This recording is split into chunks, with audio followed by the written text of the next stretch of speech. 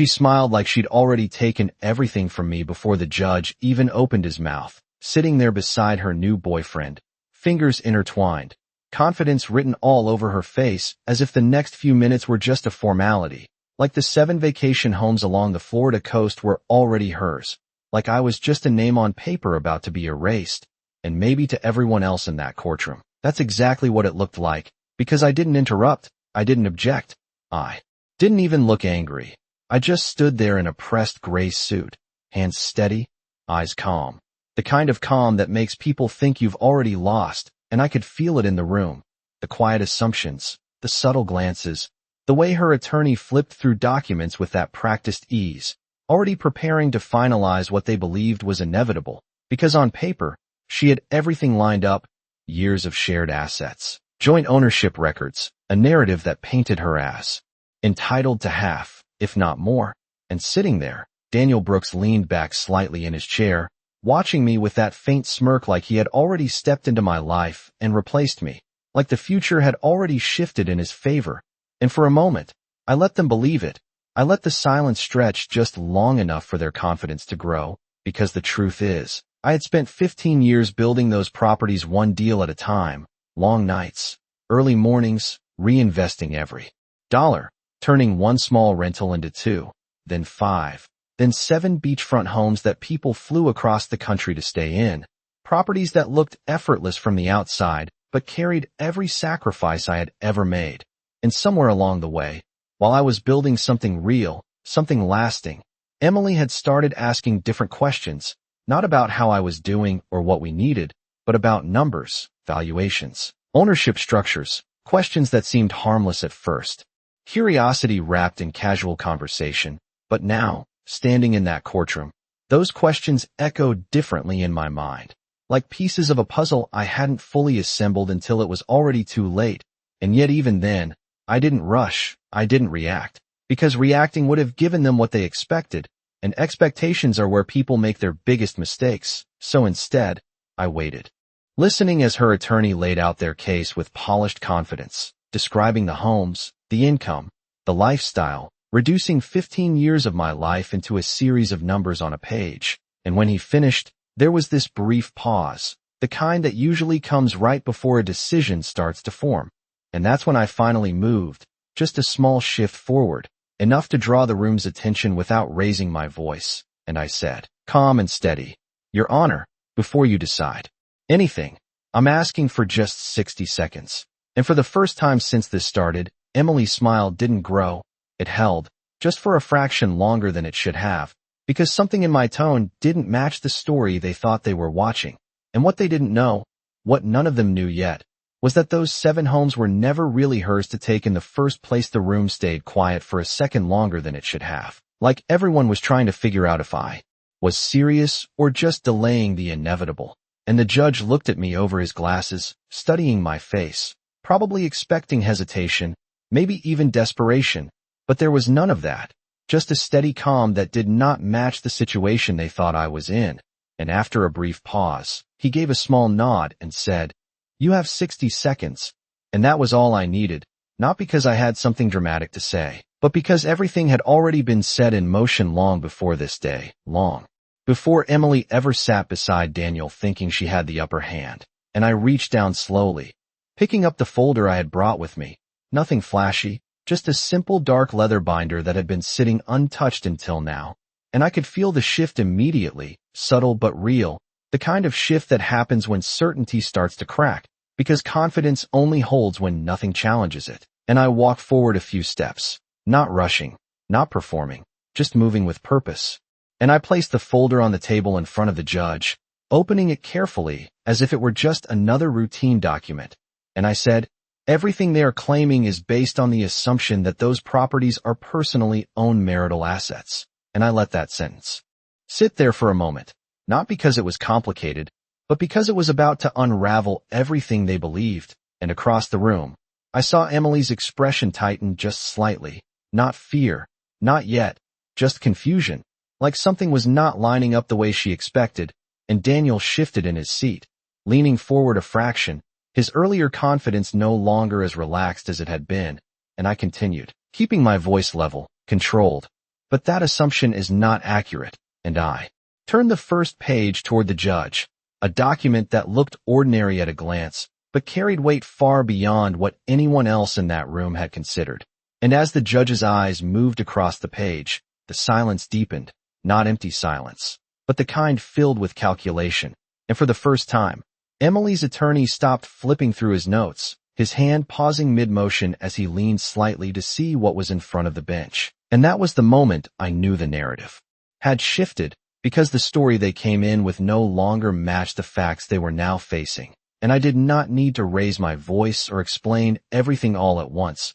I just needed to let the structure speak for itself, because what I had done months earlier, quietly, deliberately, was not about hiding anything.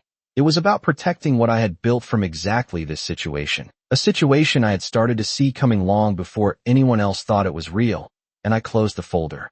Halfway, not as an ending, but as a pause, a controlled stop that made the room wait for what came next, because the truth does not need to rush. And as I looked up again, meeting the judge's eyes, then briefly Emily's, I said, "Those 7 homes are not owned by me, and they are not owned by her." And this time, there was no mistaking it. Her smile did not return, because the foundation she had been standing on was no longer there for a moment.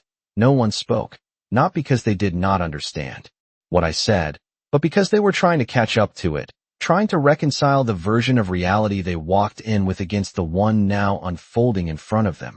And that is the thing about truth. When it finally shows up, it does not shout. It simply replaces everything else. And I could see it happening in real time as the judge turned the page again, slower now, more deliberate, his attention no longer casual but fully engaged. And across the room, Emily's attorney leaned in, his earlier confidence replaced by a careful focus, like a man who just realized he missed something important, something fundamental. And Emily herself sat a little straighter, her hands no longer relaxed in her lap, fingers tightening slightly as she watched the exchange without fully understanding it yet. And Daniel, who had looked so comfortable just minutes ago, shifted again, his posture less certain, his eyes moving between me and the documents as if trying to find the angle that would put things back in his favor.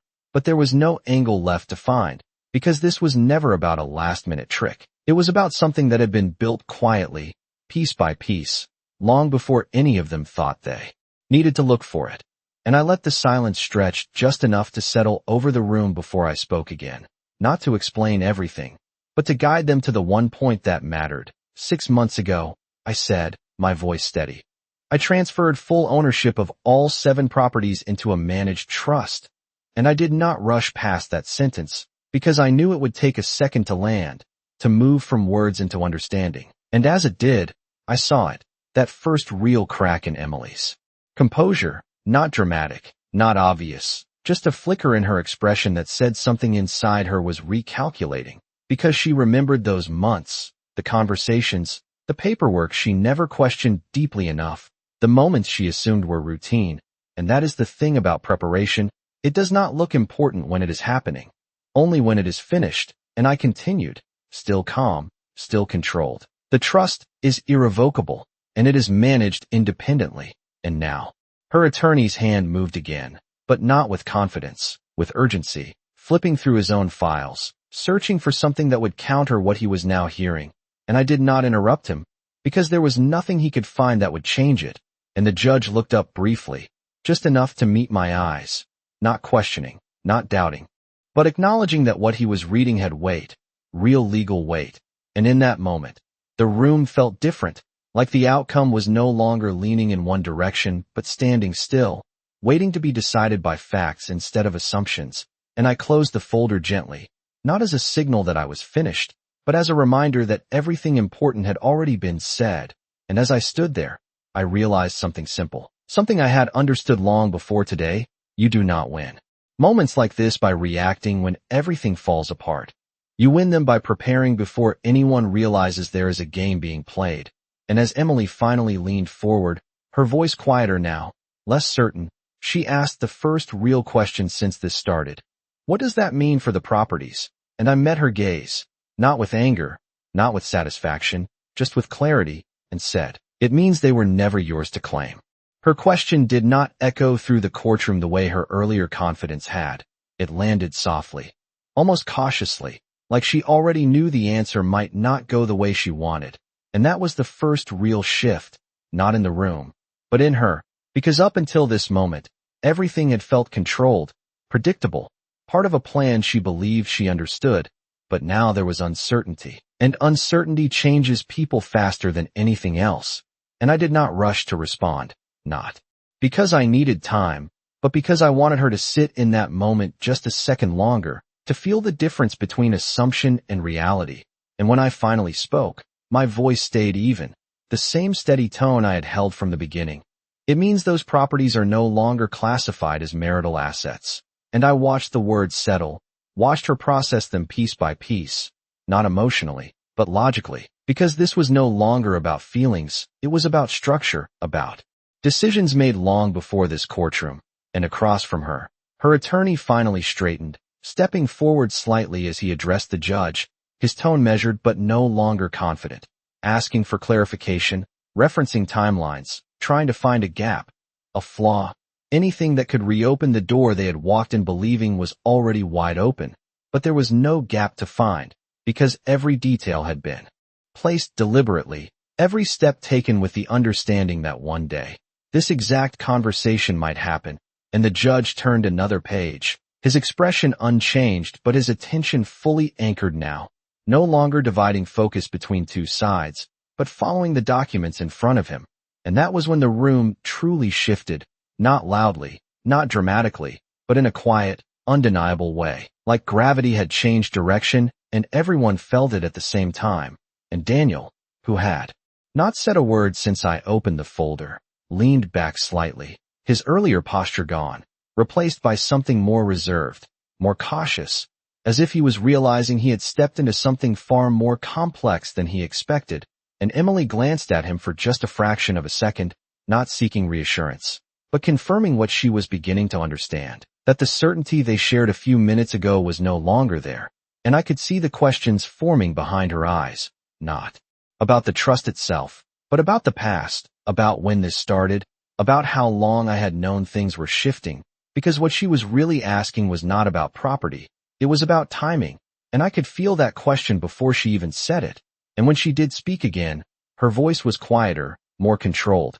When did you do this? And there it was, not anger, not accusation, just realization. And I met her gaze the same way I had before, without tension, without satisfaction, just clarity. Before everything became obvious, I said, and I did not need to explain further, because she knew what that meant. She knew the conversations, the changes, the distance that had been growing long before either of us acknowledged it out loud. And the truth is, I did not build that trust out of fear or revenge. I built it out of awareness, the kind that comes when you start seeing patterns instead of moments. When you realize that what you thought was temporary is actually a direction, and by the time most people react, it is already too late. But I had chosen to act early, quietly, without confrontation, and now, standing in that courtroom, I was not defending anything. I was simply revealing what had already been put in place. And as the judge closed the folder halfway, his fingers resting on the edge of the pages, he looked up again, not at Emily, not at her attorney, but at me. And in that look was something simple and final, the understanding that this case was no longer what it appeared to be when it began. The judge did not speak right away, and that silence carried more weight than anything that had been said so far, because it was no longer about arguments or positioning. It was about confirmation. And as he looked back down at the documents, flipping one page, then another, slowly, deliberately, the kind of careful review that signals something has shifted from assumption to verification, I could feel the entire room holding its breath in a quiet, controlled way, not dramatic, but focused, like everyone understood that whatever came next would not be undone. And Emily sat still, her posture straight, but no longer relaxed, her eyes fixed on the bench as if she could will the outcome back into her favor. But there are moments where willpower does nothing, where preparation outweighs everything else. And this was one of those moments. And her attorney, who had entered the room with a clear path mapped out, now stood with a different kind of energy, not defeated, but searching, scanning for any angle that might still exist, referencing timelines again, asking about the nature of the trust, whether there had been any intent to obscure marital assets. His voice controlled, but carrying a subtle edge that had not been there before, because he understood what this meant if it held, and I listened without interrupting, without reacting, because none of it changed what had already been established, and when the judge finally responded, his voice was measured, precise, the kind of tone that does not entertain speculation, only facts. He referenced the documentation, the formation date of the trust, the independent management structure, and most importantly, the clear legal separation between those assets and any personal ownership, and with each point he confirmed, the structure became more solid in the room, less something to debate and more something to accept, and that is when Emily shifted again, not visibly dramatic, but enough to notice if you were paying attention, her shoulders tightening just slightly, her gaze breaking for a moment before returning to the front, and it was not confusion anymore. It was realization, the kind that arrives quietly but settles deep, because she understood now that this was not a misunderstanding or a technicality. This was something intentional, something done with foresight, and I could see the timeline forming in her mind. The months leading up to this, the conversations she dismissed, the details she did not question, and how all of it connected in a way she had not considered until now. And Daniel, who had been silent throughout, finally leaned forward as if to say something, then stopped, the words never fully forming, because there was nothing to say that would change the direction this was going. And I remained where I was, not moving, not pressing further, because the truth does not need reinforcement once it is clear, it stands on its own. And after a final glance at the documents, the judge closed the folder completely, a small motion but one that carried a sense of finality, and he looked up again, his expression neutral but settled, and in that moment, before he even spoke, it was already clear that the version of this case that walked into the courtroom no longer existed. And as his voice finally broke the silence, calm and direct, he stated that the properties in question could not be considered part of the marital division under the current structure presented. And just like that, the foundation of Emily's claim was gone, not dramatically, not loudly, but completely, like a structure removed from beneath something that had been standing on it. And for the first time since this began, no one in the room moved to challenge it, because there was nothing left to challenge, and I did not feel victory the way people expect. There was no surge, no satisfaction, just a quiet sense of something settling into place, because this was never about winning in that moment. It was about knowing long before that moment arrived exactly how it would end. No one reacted immediately after the judge spoke, and that silence felt heavier than anything that had come before. Not because people were confused, but because they understood exactly what had just happened and were still adjusting to it. And I could see it in Emily's face, not shock, not anger, but something quieter, something more final, like a realization settling in that could not be undone. And for the first time since this began, she did not look at the judge or her attorney. She looked at me, not with accusation, not with emotion, just with a kind of clarity that had not been there before, as if she was finally seeing the full picture instead of just the version she had been telling herself. And I held her gaze for a moment, not to challenge her, not to prove anything, but simply because there was nothing left to hide. And then I looked away, because this was no longer about us. It was about the outcome that had already taken shape, and her attorney cleared his throat, attempting one last angle. Something about timing, about whether the transfer into the trust had been done in anticipation of divorce. But even as he said it, the words lacked conviction, because the documentation had already answered that question. The timeline was clean, the structure was legitimate, and the judge did not entertain the argument for long, acknowledging it briefly before setting it aside. And that was when the final pieces fell into place. Not dramatically, not with any kind of declaration, just a quiet closing of options, and Daniel leaned back again. But this time it was different, not relaxed, not confident, just still, like someone who had stepped into a situation expecting one outcome, and found himself standing in something entirely different. And I could almost see the calculation behind his eyes, not about the case, but about what this meant beyond the courtroom, because situations like this do not just end at the bench. They carry forward, they reshape everything that comes after, and Emily's hands rested on the table now, fingers no longer tense, just still, as if she had stopped trying to hold on to something that was already gone, and I realized in that moment that there would be no outburst, no scene, no final attempt to reclaim control, because she understood something important, that there are moments where pushing only makes things worse. And this was one of them, and I remained where I was. Steady, unchanged, because this was never about reacting to her or to anyone else in that room. It was about staying consistent from the beginning to the end, and when the judge began to summarize his position, his voice calm and measured, outlining what had already been established, confirming that the properties would not be included. In the division of assets, it did not feel like a victory being announced. It felt like a conclusion being acknowledged, something that had been decided long before anyone sat down in that courtroom. And as he finished speaking, there was no immediate movement, just a quiet understanding settling over everyone present. And in that stillness, I took a slow breath, not out of relief, but out of recognition, because this was the moment where everything aligned exactly the way it was always going to. And as the judge prepared to move on to the next part of the proceedings, I knew that what mattered most had already been decided, not in this room, but months ago, when I chose to act before anyone else realized they needed to pay attention. The courtroom did not erupt or react the way people expect in moments like this. There was no sudden noise, no dramatic shift, just a quiet settling, like everything had found its final position, and that kind of silence says more than anything else ever could, because it means there is nothing left to argue, nothing left to prove. And as the judge moved forward with the proceedings, transitioning into the remaining details that now felt smaller, almost procedural, I remained still, listening but no longer focused on the outcome, because the outcome that mattered had already been decided. And across the room, Emily no longer looked at the documents. She no longer looked at her attorney. She just sat there, her posture composed but her expression different now, not defeated, not broken, just aware, fully aware in a way she had not been when she first walked in. And that awareness changes everything.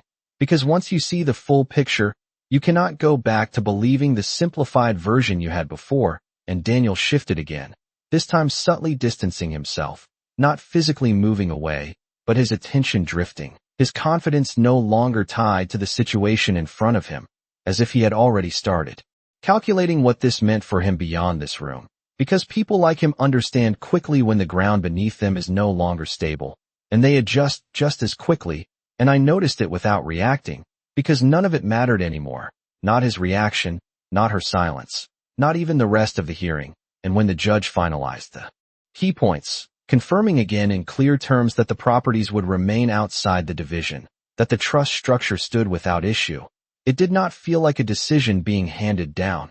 It felt like something inevitable being acknowledged, something that had been true long before today. And I realized then that this was the part most people misunderstand. They think moments like this are won in the room, in the argument, in the final reveal, but they are not. They are won in the months before, in the quiet decisions no one sees, in the moments where you choose to act instead of react. And as the judge concluded this portion and moved on, the energy in the room shifted again, not tense, not heavy, just resolved, like a chapter that had reached its end without needing anything more.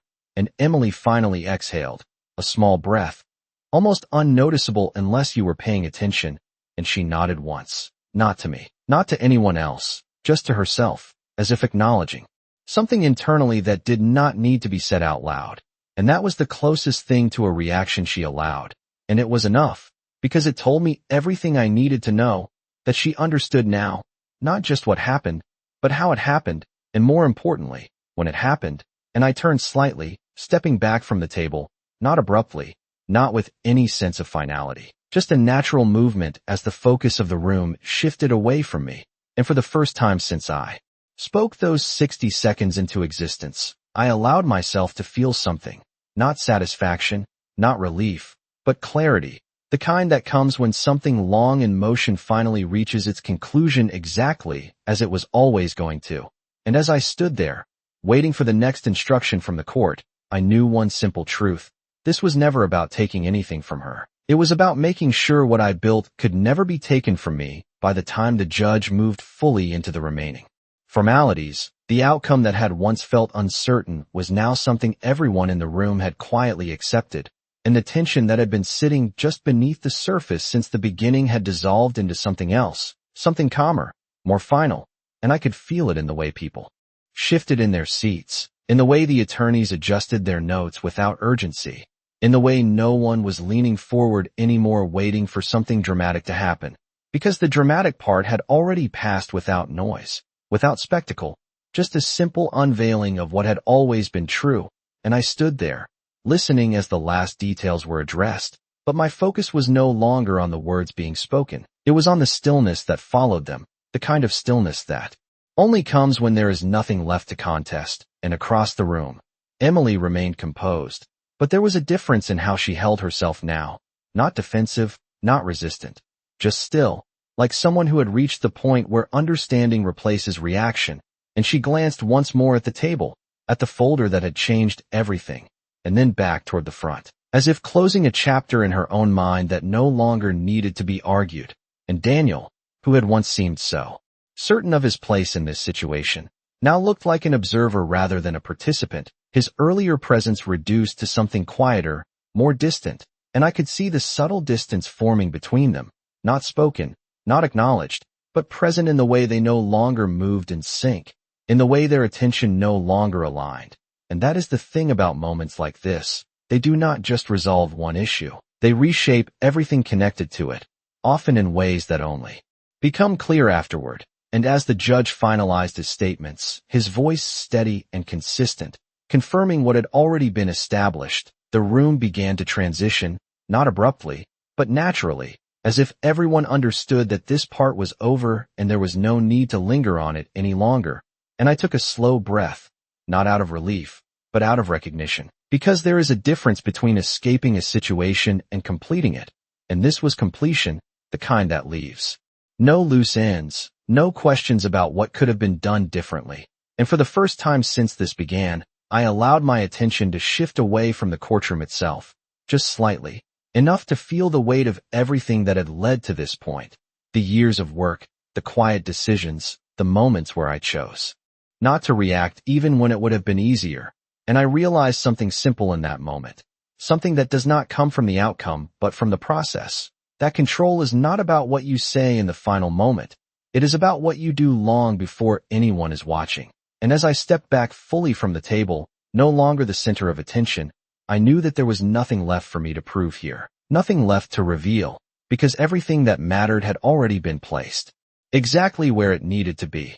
And as the proceedings moved forward without me, I stood there for a second longer, not waiting, not hesitating, just acknowledging the quiet certainty that this chapter had closed the only way it ever could have. When the final words of the hearing settled into the room, there was no applause, no visible reaction, just the quiet movement of people beginning to gather their things, the soft shuffle of papers, the low murmur of voices returning as if the tension that had filled the space earlier had simply evaporated.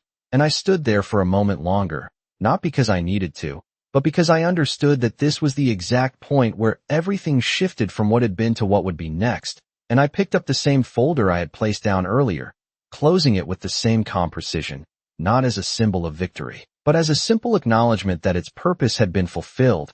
And as I turned slightly, stepping away from the table, I did not look back immediately, not at the judge, not at the attorneys, not even at Emily, because some moments do not need to be revisited once they are complete.